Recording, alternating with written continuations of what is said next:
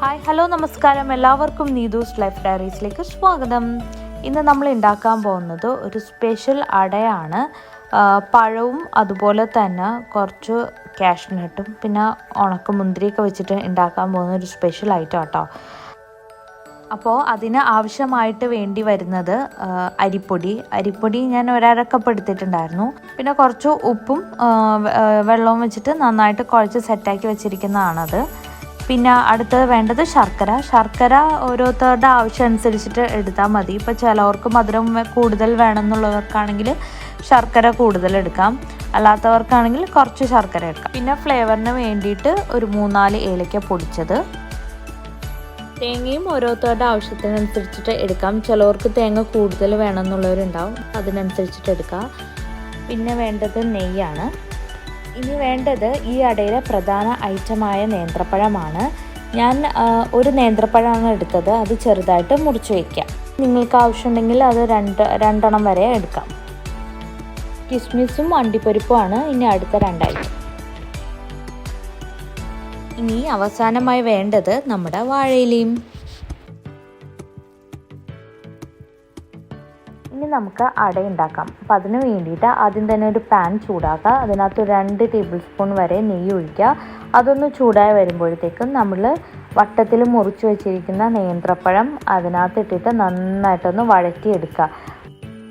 പഴത്തിൻ്റെ കളറ് ഒന്ന് മാറുന്നത് വരെയെങ്കിലും നന്നായിട്ട് വഴറ്റുക. ആ നെയ്യിലൊക്കെ ഇട്ട് വഴറ്റുമ്പോൾ ഒരു അടിപൊളി സ്മെല്ലാട്ടോ വരുന്നത്. അതിനുശേഷം ഒരു പാത്രത്തിൽ ആവശ്യമുള്ള തേങ്ങയും അതുപോലെ തന്നെ ശർക്കരയും പിന്നെ ഒരു 3-4 ഏലക്ക പൊടിച്ചതും കൂടിയാണിത്. അതെല്ലാം കൂടെ നന്നായിട്ട് മിക്സ് ചെയ്യുക.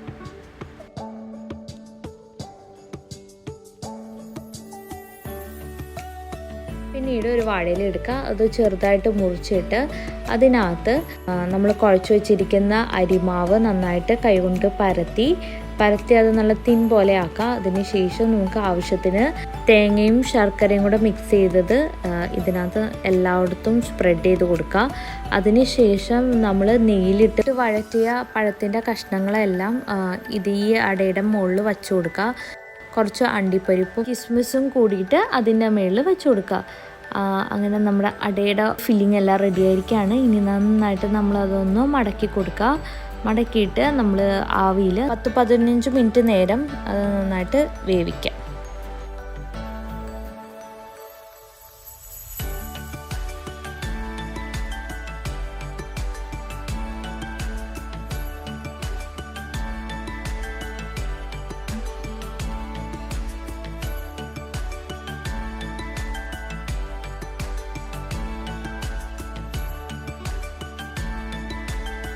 അങ്ങനെ അവസാനം നമ്മുടെ അട റെഡി ആയിരിക്കുകയാണ്.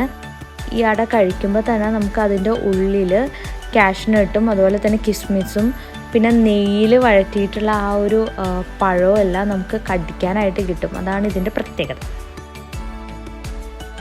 നമ്മുടെ മക്കൾക്കൊക്കെ ആണെങ്കിലും ഇതുപോലെ ഇടയ്ക്കൊന്ന് ഉണ്ടാക്കി കൊടുത്തതിന് അവരും ഹാപ്പി ആയിരിക്കും, നമ്മളും ഹാപ്പി. ഒരു ഹെൽത്തി സ്നാക്ക് കൂടിയാണ് നമ്മുടെ ഈ അട. അപ്പോൾ എല്ലാവരും ഒന്ന് ട്രൈ ചെയ്ത് നോക്കുക. ട്രൈ ചെയ്തിട്ട് ഫീഡ്ബാക്കൊക്കെ അറിയിക്കുക. അപ്പോൾ എല്ലാവർക്കും ഈ വീഡിയോ ഇഷ്ടപ്പെട്ടെന്ന് വിചാരിക്കുന്നു. ഇഷ്ടപ്പെട്ടെങ്കിൽ ലൈക്ക് ചെയ്യുക, ഷെയർ ചെയ്യുക, കമൻറ്റ് ചെയ്യുക. സബ്സ്ക്രൈബ് ചെയ്യാത്തവർ അതും കൂടി ഒന്ന് ചെയ്തേക്കണേ.